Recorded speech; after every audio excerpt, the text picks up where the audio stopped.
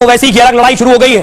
केजरीवाल का vote bank मुस्लिम vote bank है दिल्ली का, और उस वोट बैंक में सेंधमारी करने के लिए असदुद्दीन ओवैसी की एंट्री हो गई।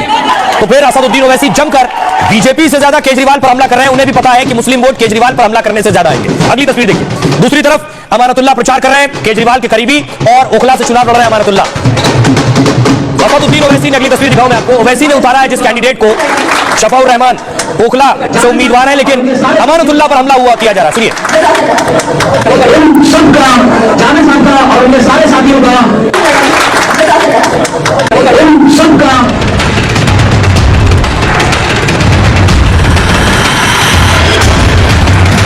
दिल्ली का चुनाव दिलचस्प हो गया है। अब तक बीजेपी ने केजरीवाल की मुश्किलें बढ़ा रखी थी, अब ओवैसी की एंट्री ने केजरीवाल की रातों की नींद उड़ा दी है। अरे केजरीवाल, जो आज गलियों में पैदल चला, तुम 10 मिनट चलकर दिखाओ। मुझ पर तो आज फूल बरसाए गए, तुम पर कपड़े बरसाए गए।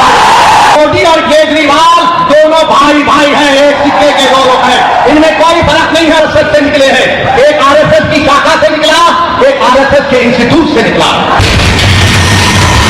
असदुद्दीन ओवैसी ने भी दिल्ली में उम्मीदवार उतारे हैं। दिल्ली के ओखला और मुस्तफाबाद में जोर आजमाइश कर रहे हैं। दोनों सीटें मुस्लिम बहुल हैं, यहां से मुस्लिम उम्मीदवार ही जीतते रहे हैं। दोनों पर कांग्रेस, आप और एमआईएम ने मुस्लिम उम्मीदवार उतारे। एमआईएम के दोनों उम्मीदवार दंगे के आरोप में जेल में हैं। ऐसे में उनके साथ जनता की सहानुभूति भी है, इसलिए केजरीवाल के खेमे में जबरदस्त घबराहट है। बताओ असदुद्दीन ओवैसी की क्या कुर्बानी है? कहा गया था दिल्ली रंग में आपकी वोट को जज्बात के साथ बांटना चाहते।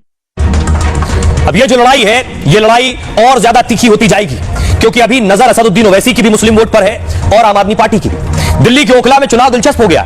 ओखला से अमानतुल्लाह खान, आपके उम्मीदवार। अमानतुल्लाह तीसरी बार यहां से किस्मत आजमा रहे हैं, लेकिन ओवैसी की पार्टी ने उनकी हालत खराब कर दी।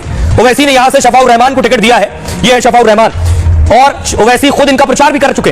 ओवैसी के प्रचार से अमानतुल्लाह बौखलाए हुए। अमानतुल्लाह ने ओवैसी पर सीधा हमला बोला, कहा ओवैसी बीजेपी के लिए काम कर रहे हैं, अपना उम्मीदवार उतारकर वोट बांटना चाहते हैं। दंगे के दौरान ओवैसी गायब थे, अब रहनुमा बन रहे हैं।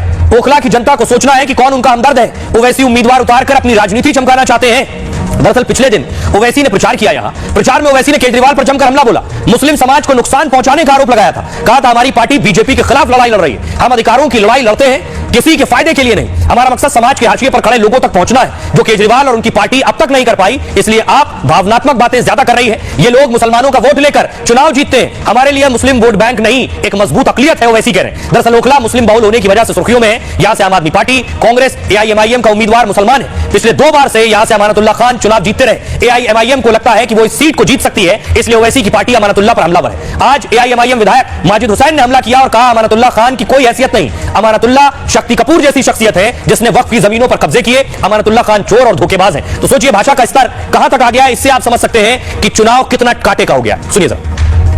मोदी और केजरीवाल दोनों भाई भाई हैं, एक सिक्के के दो रुख हैं। इनमें कोई फर्क नहीं है, बिल्कुल कोई फर्क नहीं है। केजरीवाल जेल के बाहर क्यों है? शिफा जेल में क्यों है? अमानतुल्लाह को बेल क्यों हो गई? सिसोदिया को बेल क्यों हो गई? शिफा को बेल क्यों नहीं होती? जेल को बेल हो जाती है, ताहिर हुसैन को बेल नहीं होती है। बताओ कौन किससे मिला हुआ है? केजरीवाल नंबरी झूठा है, झूठा नंबर 1 है। मैंने अपने आप को बर्बाद कर दिया। बताओ किसकी कितनी कुर्बानी है मेरे बराबर? बताओ असदुद्दीन ओवैसी की क्या कुर्बानी है? कहा गया था दिल्ली रंग में बताओ कहा ये आपकी सीट को भाजपा को पहुंचाने वाला आपका हमदर्द होगा? आपके नेता को जिसको पूरा हिंदुस्तान जानता हो, उसे हराने के लिए आ गया, ये आपका हमदर्द है? आपकी वोट को जज्बात के साथ बांटना चाहता है। सूरत से शक्ति कपूर दिखने वाले, अब तू बोलेगा? अब तू असदुद्दीन ओवैसी साहब के खिलाफ बोलेगा? वक्फ बोर्ड के जमीनों पे जीने वाले शक्ति कपूर, अरे बट्टेबाज, चोर, तेरी हैसियत, तेरी औकात मेरे सदर के जूती बराबर नहीं है। तो हमें बोलेगा? उस अरविंद केजरीवाल का जरखेज गुलाम है जो हमारे दिल में अपने आप के लिए नफरत रखता है, और तू हमसे बात करेगा?